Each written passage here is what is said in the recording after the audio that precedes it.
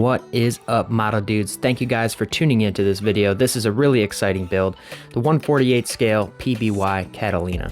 I pull out all the tricks on this one using photo etch from Eduard. I also got some aftermarket resin wheels for this kit. Lots of weathering and streaking techniques on this video as well. And you get to see an utter disaster with this looks like glass technique. So that was fun. I also bought a Montex mask that's a vinyl set for this specific kit. So right off the rip, first things first, this box art is literally just extraordinary. I really like all of Revel's box arts, particularly one with the vehicles in flight, but it's just legit, man. It's such a cool box. So this is the Montex mask for this kit specifically, and that's the only thing that's aftermarket that's specifically for this kit. These resin wheels are actually for another PBY. And also these floats are also for the other 1/48 scale PBY. I think it's the Academy one if I'm not mistaken. But anyways, getting right into the box here, I was completely and utterly surprised that this kit actually has really, really good details. It features lots of recessed panel lines, really nicely molded details, and rivets as well. The only bad part was the clear parts were complete and utter trash. The decals were also really nice as well. So let's get into the build. So just starting off, you start off in the cockpit like most World War II aircraft, and we're getting right into these seats. The detail for the interior of the PBY is honestly almost Tamiya quality. Everything fits together perfectly and slides right into place. It also has lots of detail around the whole interior of the cockpit, so it's a really nice kit to build. It's really easy not to get the legs of the seats mixed up, as there are clear indication marks of where they go. There's some injection mold pins that I need to sand off here and add a little bit of detail into this part. When it's all said and done, I don't see this at all, but I did it. I added some rivets to the panel just to give it a little freshen up, and later on I realized that it was very non-visible in the end. So it was pretty much a waste of time to do this, but I did it, so I had fun. Now let's have some fun with some wires on this kit. This kit honestly didn't need this, as the interior you can barely see, but since I didn't know that at the start, I just decided to go for it since the details on the outside were so good, and I bought a whole bunch of aftermarket stuff for it, so I might as well make the inside look as good as the outside. So I figure out where the wire needs to go and I drill some holes. I'm using a cheap little Dremel that I found online on Amazon for like 20 bucks. This thing works pretty well, and it comes with a lot of small drill bits. Small enough for most wires to go through some plastic, so that works out for me. After the holes were drilled, I was able to bend the wires accordingly to where it needed to be bent so that it looked realistic in the model. And as you know, if you put wires in first, you can't bend them while they're on the plastic, because you have to bend them just slightly over where they go. Once the wires were bent, you can be put into place with some drops of super glue. Once they were in the right spot and the super glue was just a bit wet, I was able to clamp them down with these small clamps. And that seemed to work pretty well. Until I had to move them 1,000 times, and they broke off 1,000 times, and it was just a pain in the butt the whole time, and then they broke off more, and then they broke again, and then I had to re-glue them again, and then I realized that that's a door. And since that was a door, the wires couldn't be there, so I had to clip all the work that I had done, and then restart. This is a model disaster where you think you're doing really good. Oh man, that looks great. And then you realize that there's a door there and it needs to open. You can't open it with a bunch of wires there. So that's what ended up happening. For some extra detail and to hide those little drill marks, I put a little panel there, and actually this is in the actual kit, but it's not as big as I had made it. I filed out on the bottom there and made sure that it sat flat. Next, I put some interior detail into the nose wheel section, which is more visible than you might think because of the nose wheel doors. So you want to do this step because it's a little bit better. So I don't have any evergreen sheet styrene, and when I do, I just use this vinyl tape. It works pretty well and it sticks right where you need it. You can use Tamiya thin cement on it, and after it's done, it sticks in and just fine and is able to paint. Next, I assembled the rest of the interior basically. This is just the cockpit section. So after I assembled the rear section, I was like, well, there's like some belts or something on there. I don't even know what they're called, but I decided to go ahead and manufacture these belts, as the interior of this part here is really, really visible. So I wanted to do a really good on this job. So I custom made some belts out of that vinyl tape again, and also bent some really, really thin wires into squares and placed them on the belts with some super glue. This tended to work pretty easy, but it took a long time and was very finagly. Along with all the rest of the kit, I decided I was going to put in as much detail that was close to reference pictures as possible. So I got a whole bunch of wires and of different sizes. I see there's a big one and a small one, and I bunched them all together and glued them to the interior of this side. I wasn't too direct on where these wires were headed or going on this particular part because it looked kind of finagled anyways in the actual cockpit of a PBY, but these wires did end up heading towards the instrument panel. So I do a little test fit to make sure everything's going where it needs to go and fits where it needs to fit, so that I need to drill out wherever I need to drill out where those wires are, and then I can move on to the next step, which is add even more detail into this thing. I twist some wires together and put this little tiny part, as this is also resembled in the actual cockpit of the PBY as well. Next, I follow some more guidelines on the PBY interior and do the same thing on the other side. There's a little box in this left side, so I've decided to custom make a little tiny box to go right in the place where it should be in the real interior. Also, there's this red wire there as well. Next, I can finally do some priming. I'm using olive drab surface primer from Vallejo to prime all my parts. This is my go-to stuff to get me to the spot where I need to go quicker. I trust it. It doesn't come off when I do any washes or anything like that, so that's what I use. I thin it with Vallejo thinner, but you really don't need to with this stuff as it's pretty watery. Once the interior is primed, go ahead and spray some color. I'm using some zinc chromate from Vallejo as well, and I thinned it down probably like 50-50 just to get it onto the model as quickly as possible, as this is just the chipping part, so this is the color that's going to be revealed through the chipping method. I give all the parts a pretty good coat just to make sure that I'm not chipping through the olive drab and stuff. So on the PBY, there's a wheel lock, which is red, which is a really cool detail in the interior, and also some really cool red steering wheels. On a lot of reference photos, they're brown, but most are red, so I went with the red route.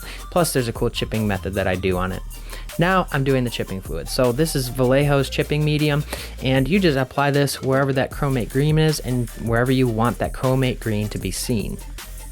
I use a brush to spread the chipping medium around in random spots and random locations of where I think that the chipping would be seen. Next, I spray the top part of the fuselage interior black because that's what it showed on pretty much all the reference pictures that I've seen. Once this part was black, I could tape it off and then spray the actual part of the aircraft the final color. I'm actually using Tamiya's rubber black for the interior of this thing, so that Tamiya is honestly an easier spraying paint to use. I spray the rest of the parts black that need to be black, and with the same stuff, this rubber black. This stuff is thinned about 70-30 with Tamiya acrylic thinner. Next, I spray the interior of the model OD green. This is the same OD primer that I used before, so I'm using the Vallejo primer to spray this color on. As I have a like 15-ounce bottle of it, so it's just gonna last forever. I don't wanna use my real color on it unless it's on the outside of the aircraft. Next, I do some satisfying tape pulling, and you can see that my line came out pretty good on that interior. Some wires did come up with the tape, and that wasn't too big of an issue because they were scattered about anywhere anyways. So if there was any copper showing, I just painted it with black. Next, I can do some chipping methods on all the parts of the aircraft, as you can see here. I'm using a toothpick to just slightly chip away where I think it would be chipped on the real thing. And this worked really, really well, and I'm really happy with the outcome. So what I do is I just take the brush and put a light coat of water over all the areas where it's chipped, and I wait maybe 2 to 3 minutes. And then I put another coat of water on again, and then I'm able to go ahead and chip away what I need to chip away, and it seems to be pretty easy that way. After everything was chipped, I then put a Tamiya dark brown wash on it. I'm just showing this one part here, but I put this on the rest of the model as well. This dark brown Tamiya wash is really good for interior greens and things like that. I really wanted to mimic the photos that I seen online of this chipping method. It looked like the chipped parts were actually the brighter red, and I used a dark brown red to actually mimic the effect that it was chipped from the original dark brown kind of color of the steering wheel. You can see this on a lot of reference photos that the PBY had, and it came out really nicely. Next is just to use some silvering methods with a sponge on the rest of the kit.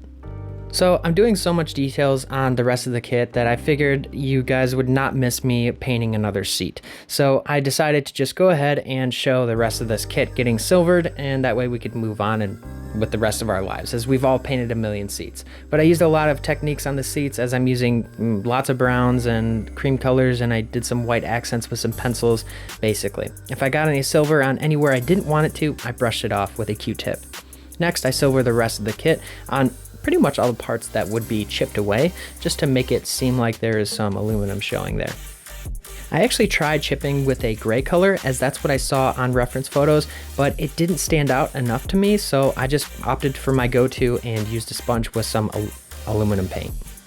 I wanted as much detail as possible in this kit. Everything had to stand out, so I didn't want to take any shortcuts. So this is the final result of all the interior parts, and as you can see, it turned out really, really nice.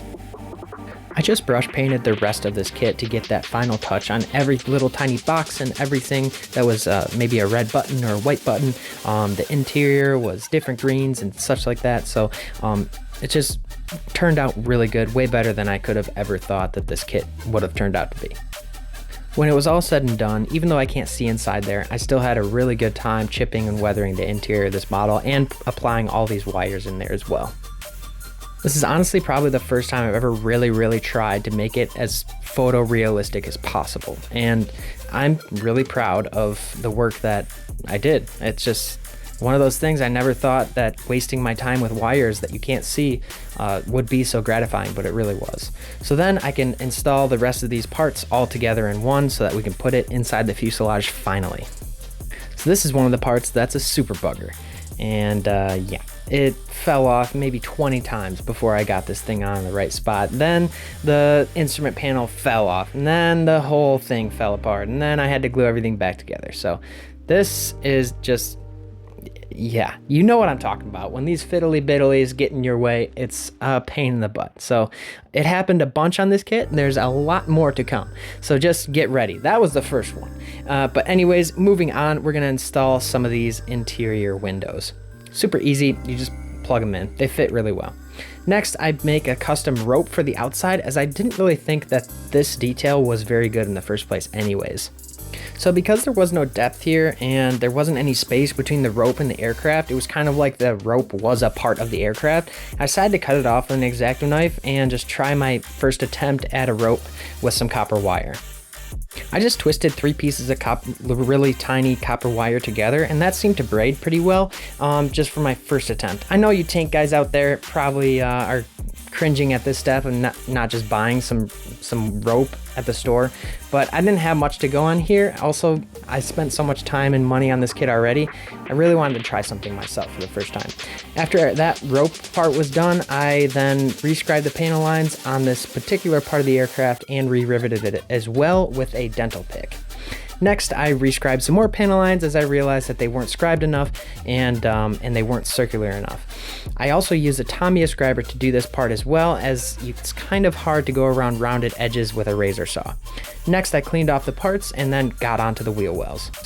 So my first tip on this build is to skip this step and buy some aftermarket landing gear that actually hold up. As we speak right here, it is squashed on the ground. The landing gear broke. It's very unfortunate, but it's going in a box and I already got the pictures, so blah. Next, I put in a lot of interior details for the landing gear set anyways, and it really turned out really good. These are photorealistic. In my opinion, these are very close to the actual PBY itself, and I'm really happy with the wires that I did here. I also put on a brake line too. I didn't show that part as there's so much more to go through that are more important and more interesting than brake lines. I wanted a really good bond, so I just opted to not paint these parts first, as the landing gear I thought were pretty finicky. So after all is said and done, lots of detail in here, lots of good parts and lots of rivets, and just all in all, these things turned out way better than I expected. It took a little bit of work, and now that they're squashed, it sucks, but whatever, it's fine. I'm sure I'll fix it and put it on my shelf, not a big deal. So I painted the interior of this black, which is probably a mistake because I'm painting these white. So I wouldn't follow this step, but if you do, then just use lots of coats of white and that works. But I wanted a good primer on this and also wanted to build some shadow effects, so it worked out. Also, I didn't have to do much interior stuff with this since it was the inside black. Creating a shadow was kind of my point with this part. I used Tamiya gloss white to actually paint this white, and turned out in like 9 or 10 coats. Next, I used some panel wash to give this thing some dirt and grime, as these things were probably really dirty. And as you can see, they turned out really, really nice. I'm really happy with how they came out and everything. And I put these in with some Tamiya glue and some super glue. And of course, since I used super glue, it cracked and broke since it's super brittle. So I wouldn't opt to use super glue. I would probably put these in with some epoxy putty or epoxy, anything besides super glue or Tamiya, because they pop right out. Once all the interior was done, I can finally put in a bunch of interior parts and fuse these fuselages together. I put in 2.5 pounds of weights in this thing, and it's still tail heavy. So I opt that you don't even deal with having the weight in there and just putting the clear peg on it, because that's the only way it's going to sit on its tail without having problems. I had to put in almost 3 pounds of weight to get this thing to sit right, and that's probably what squashed my landing gear. Next, I fused the fuselages together, and it was a really good fit. So even though the fit was good, it was still a bit finagly to get everything in the right spot. So you definitely had to muscle it to get it in the right areas. It took 2 or 3 days to complete this step. I assembled and sanded the rest of the parts that could be, and then proceeded to continue on to more details of the kit, which is the resin wheels. You're dealing with about a 2-foot wingspan, so be prepared to sand if you want to. These are the resin wheels by Eduard, and these are super detailed and really, really nice to use, as they put in the pegs and everything in the right spot so that you didn't have to deal with too much cleaning up of these parts. I use a saw to actually cut off these parts from the resin base, and turned out to work pretty good.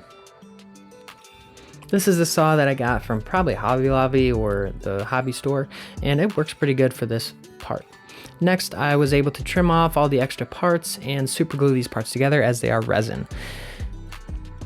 I actually tried Tamiya thin cement, and I didn't know that this didn't work on resin parts, so my next step was to glue them in with super glue, and that was my best bet. I next painted everything black that needed to be black, and then did some silvering techniques on the engine. This is your standard Pratt & Whitney, and I would have liked to actually open this up a little bit, but I had already spent like $150 on the other parts, so I opted to just go with a standard engine and do some minor details. Next, I used some pencil lead to detail up the guns, and I realized that it just wasn't kind of looking that good. It wasn't accenting it quite enough, as these guns were going to be seen. I was going to open up the windows for this thing, so I really wanted to put in some detail. So I used this Concrete Mark AK pencil, and that seemed to do the job pretty good. I applied this using the dry effect, so it's going to accent all the raised details and everything on the gun itself. This gave it a really rustic, kind of dirty, grimy look, and I liked that. All my other guns pretty much look the same. They look all, they either have the pencil lead on them, or they have just regular silvering, a brown wash, and they all kind of look the same. This really changed the game up. Next, I used the wheel mask that came in the resin kit and taped off the kit. Now you can tape off the black or the white. It comes with the circles in the middle as well, so you can do it either way that you see fit. Next, I crease in the line with a toothpick and then spray the actual wheel white. I'm using the same color that I painted the interior of the wheel wells with, Tamiya white.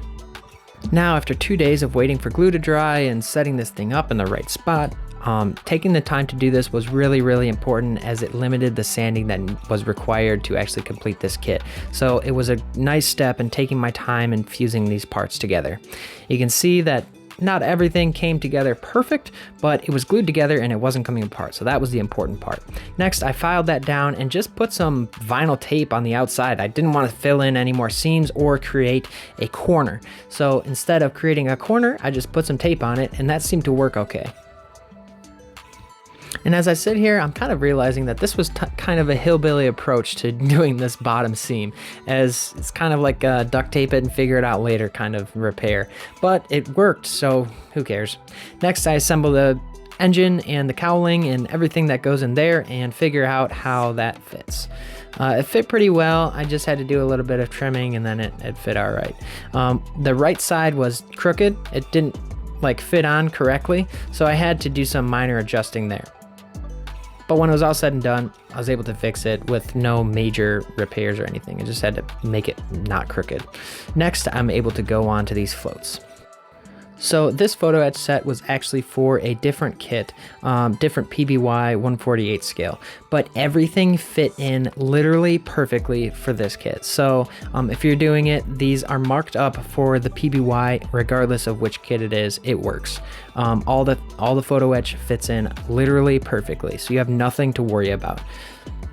I sand off this exterior part, and that was the only part that I had to sand in the whole set. So really did fit well and made it really, really easy to install all these little tiny parts.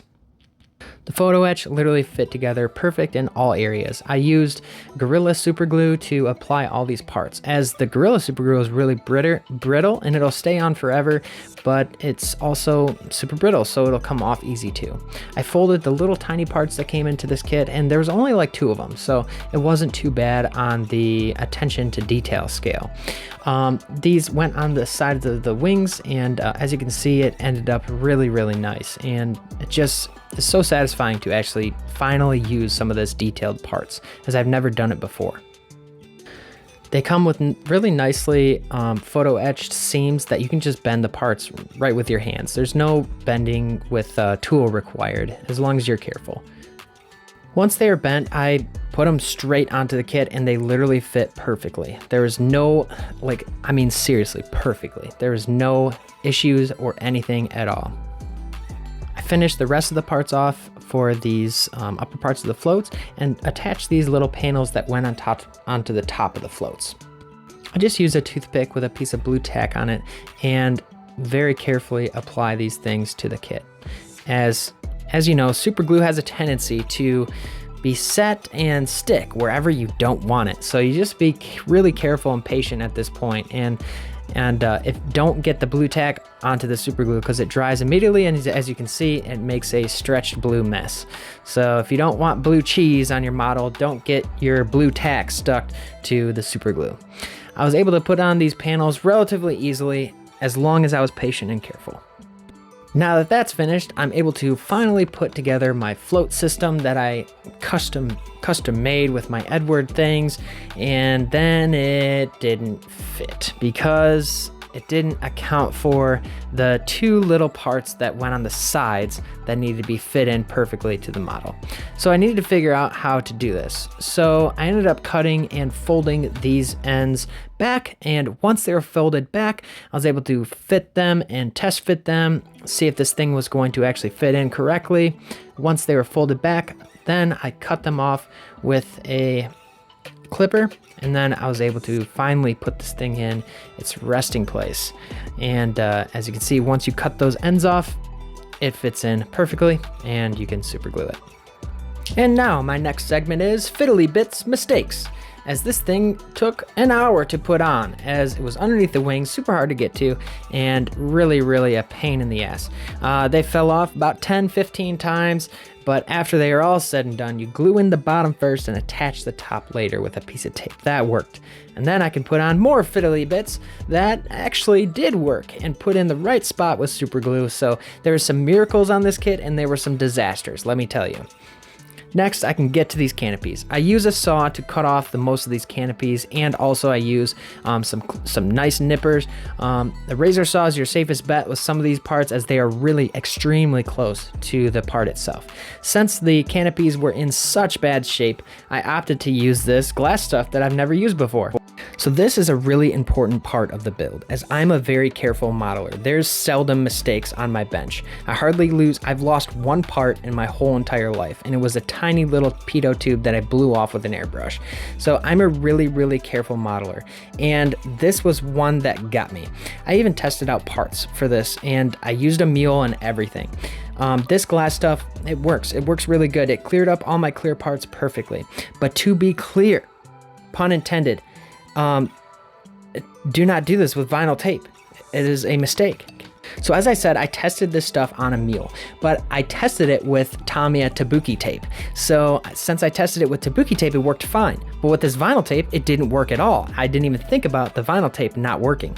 I literally washed these parts literally 3 times. I put in some non-abrasive dish soap, and then I scrubbed them with a brush with it, and then I used isopropyl alcohol. I let them dry, and then I dusted them, and then I dipped them. I literally did everything I possibly could have to make this work, and it didn't work. It was literally just the vinyl tape that set me back. And that's what really, really sucked, is because I bought these because they were vinyl and because they had sharp edges. But honestly, from now on, I'd rather just cut the Tabuki tape on the clear part. That's honestly easier for me. When all is said and done, whatever. I'm fine with it. The parts are kind of foggy and didn't really work out well. It's peeled up. It looks like crap, but you can't see them in the photos, so I guess whatever. I'm not redoing these canopies to open my other kit. So next things next is to actually finally install the canopy with a little... I can then pretty much install everything else on the kit as I'm getting ready for airbrush stage. So I put these antennas on. You don't have to do this yet. I just opted to. It was really a pain in the butt. I painted this part black so that it looked like the interior was painted black. Finally, onto the airbrushing stage. Now, I airbrush a little bit different than pretty much everyone. I put my base color on of what type of color it's going to be with some primer. Then I apply my panel lines. I'm not that great with an airbrush, and I really don't want to be all the time. I want to spend my time on an airbrush where it needs to be spent, but I think on panel lines, it needs to be messy and sloppy anyways. It's part of just the way I like doing it. So I like doing it nice and quick, sloppy, and just to the point. I also just went around this whole thing with some dark brown. This is going to be a white underbase, so it's really going to be prominent with that white. I went around and pretty much painted all the rivets and all the panel lines with this brown paint, as this was going to be my base panel line color. I have my Vallejo paint and thinner thinned out, basically 70-30. So there's going to be more thinner in it than paint. And also I'm using about like 15 PSI, and this seems to be the magic touch with Vallejo paints. When all these things were done, it looks really, really cool right now. It looks really awesome, and we're ready to get into these colors. So basically, some people do panels after they paint, and I honestly think that the paint lies underneath the panel. So I like to mimic that with my own style of airbrushing. So basically what I do is I use super contrasting colors, browns, tans, greens, blues, things of that nature, and put it on the base of the model onto the panels in between all those nice dark brown panel lines. Basically, every single panel is different. I add white here, I add dark brown here, I use green there in different colors, and try to mix and blend different types of colors in every single panel, as it gives it so much depth when you're using a white. I basically paint the same way I would paint a black. And you don't use black to create a black, you know? Well, you don't use white to create a white. You use a blend and assortment of colors. And when this is done, every panel is just a little bit different. It's a little bit unique. It has a different story to the wing. And I think that's really important in World War II airplanes, as it's really hard to get that depth in them when it's all said and done. And as you can see, there is a lot of contrasting colors and different things. Each panel is different and it has a different story to it. The focus of my work was in the front, as it would be more visible, but it needed to be everywhere because you needed to weather this thing everywhere the same. Next, I was able to go in with my Tamiya flat white and put some coats on this thing and make sure not to do too much white, as it would cover up all that nice detail work that you did. So my paint is thinned out, basically 80-20, so 80% thinner to 20% paint. And this seems to be the magic touch to white, especially as it spatters pretty easily. So I go around the whole model doing very subtle coats, very, very light, subtle coats, making sure to not cover it up too much. Obviously on the darker colors, I'm going to spend a little bit more time on those darker colors, as I don't want them to be way too prominent, making sure that this is a yellow panel, this is a green panel. Like, I want them to be subtle. After it's all said and done, it really turned out great. I can then mask off the ends so that I can paint the ends yellow. I have a custom blend of yellow that I had to custom match to the decals, and I basically made it so that it appeared every yellow was a little bit different, so that the yellow wasn't a perfect match, but all the yellows were a different color, a different match. After all the white was painted, I can mask off all the stuff that needed to be masked and paint the final blue color. I use some thumbs of my gloves, and these are a really great tool for masking off some sticks and things that poke out of a model. It worked really well with a little rubber band as well. This made sure that none of my wires were getting screwed up, and also my landing gear wasn't going to be broken.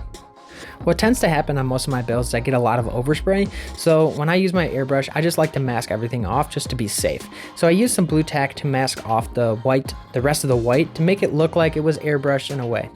Next, I finally airbrushed this blue color, and this was really, really fun. I think my favorite part of a model is actually airbrushing panel lines and doing stuff like that. I'm not very good at panel lines, but it's really fun to do it. So I start off with just a basic base. I don't even base coat this thing in blue because there's going to be so many different colors on it. And I draw all the panel lines again with a brown color. I want to make sure that the bottom kind of matches the top in a way. I've done this before, and it kind of looks off if I use two different colors of panel lines pre-shading. So I just did the same color that I used on the bottom as I did on the top, and that blended pretty much everything in from the top to the bottom. I go around making sure to hit all of the panel lines and all the rivets, as well as all these details matter. If you wanted to, you could honestly paint this whole thing brown if you really wanted to, but I opt not to do that, as there's a starting base coat and I want it to be sloppy and messy. Next, I go in with all my different colors. Again, I use about 10 to 15 different colors, and every single panel is different than the next. Whether one panel has more white in it, or more brown in it, or more black or blue, or just different shades of blues and everything. As I'm putting a very, very thin coat to make sure that all these panels pop and contrast each other. It's really important that your panels are very, very bold if they're going to be underneath. So I use different greens, different blues, different whites, and different grays to achieve this. Also use a lot of yellows too. Yellows seem to stand out the most, and they make the most pop on the panel. If you do this step here, you don't have to do it on the outside after your final coat of paint is done and risk ruining it. So I think this is a safer way to go about it, and I don't see many modelers doing this step. I next go ahead and just do all my colors and panels and stuff. This is also an easier way to do this panel, making like panels really stand out, because you're painting inside of like basically like 1 millimeter to 2 millimeter line, rather than if you're doing a actual panel line, you're going to be within a thousandth of a line. So like, I think this step is actually easier to do these panels this way rather than to do it after with oils, paints, or whatever. You can easily mistake that. So this part works for me. And as you can see, it's highly contrastable. There's different panels, there's different primers underneath. It gives the model a lot of depth and a lot of flavor. And I just think that I think it's the easiest way to go about without being way too detailed with your stuff. Honestly, the other ways work just as good, but for me, I just like doing this part better. I think it's more satisfying for my modeling taste. I then apply a really, really thin coat as to not ruin the work that I had done, and this is probably the most careful I've ever airbrushed anything. So I put it on 3 or 4 really, really thin coats, making sure that it's basically translucent blue, so that you can see right through all those colors. I'm making sure to use a high PSI, as I want this to really coat the model really well, nice and evenly, and not have too many boogers in the kit as well. At this point, I add like 50% white to whatever paint I was on last, and then paint the ailerons and the rudder and all the basically movable surfaces, as this tended to show that they were more weathered, I don't know, but it ends up in a nice effect anyways. As you can see, you can still see that color through there. You can still see that there's a different panel color on every single panel. So it turned out really, really nice, and honestly, probably the best work that I've ever done. Just so you know, I have to over-weather. I have to make it look worse than it is for camera's sake and purposes.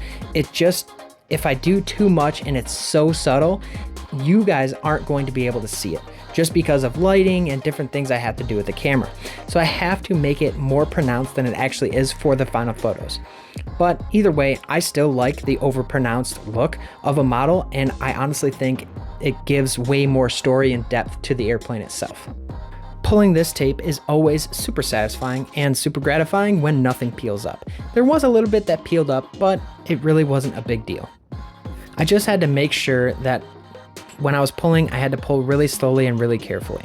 I do believe that it peeled because of some of the oils that were left on the plastic, as I didn't wash this plastic before I used it, which is typical for me. I tend to rather fix mistakes than create more work than I have to. If I have to do more work, then that's fine in the end.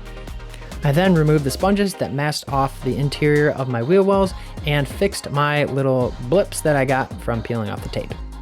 So I didn't completely cover these up. I peeled it off and there was a little bit of residual overspray. And I just wanted to make sure that you guys knew that it was really easy to fix this. You just take a cotton swab with a little bit of spit, make sure it's spit, it needs that Emzyme, and you just wipe it off with your finger and you basically don't have any more overspray.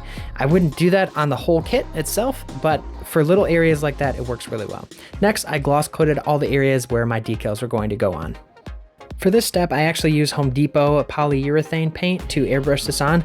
It actually comes ready to airbrush. It's good to go. I've used it for years and it stands the test of time. It doesn't yellow and it's really, really nice. So that's a nice, easier, cheaper route to go rather than buying really expensive paint. It costs about 15 bucks and lasts lifetime. So yeah, that's the way I go pretty much every time. I apply all these decals with micro sol and micro set, and since they were really huge decals, I opt, if you were to do this kit, I opt that you cut these out and cut out a bunch of stuff, just so it's easier for you to push all those air bubbles and stuff out. I worked this decal for about 30 minutes. And as you know, decals can be a little bit fussy after a period of time working with them. So I recommend doing every bit as possible to cut out some shapes, cut out some clear parts and things like that. Make sure that these decals go on right. This decal especially, I should have done that in 5 or 6 different segments. Next, I can go on to the pin wash on the exterior of my model. This is not to do anything with the interior or exterior of the panel lines. It's just to fill in all those seams. So I use some ammo MIG wash and put it in all of my panel lines and all of my rivets as well, and then wipe all the excess off with a dry paper towel immediately after I put on the pin wash. I do this around the whole model as much as possible to give it a nice dirty clean look and make those panel lines really pop out of the paint. As much as they were weathered, it still needed this step to really give it that depth and give it, I mean, there's recessed panel lines, you might as well use them, you know? On some photos, I really found some awesome streaking effects that were on these PBYs if they were left out in the sea or they weren't used or anything like that. So I wanted to mimic that effect with some AK pencils.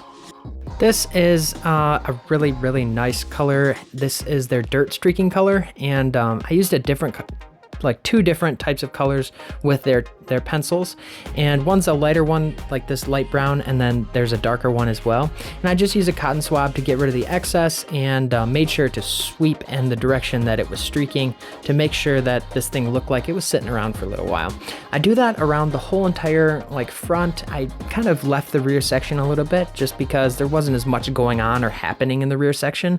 A lot of reference photos had a lot of guys stepping on the front canopy, getting inside and outside the nose there, and different areas like that, instead of them being on the outside of the rear. So I just opted to weather the front side more than the back, just as an artistic standpoint.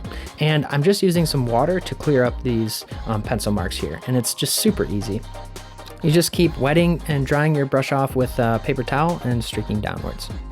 Next, I peel off all of this satisfying tape and ruin the whole canopy that I had worked so hard for.